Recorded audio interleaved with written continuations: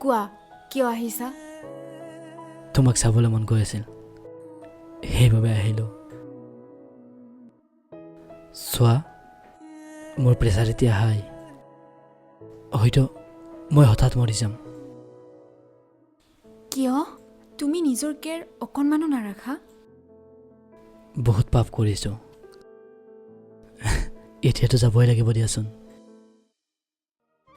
তৰা, মই তোমাক ইচ্ছা কৰি এৰা নাছিলোঁ। তেন্তে কিয় মোক মৰিব এৰি দিলা? উপায় নাছিল। মোৰ ঘৰখনে মোক বেলেগ উপায় দিয়া নাছিল। এতিয়াতো সুখী তোমাৰ ঘৰখন আৰু তুমি?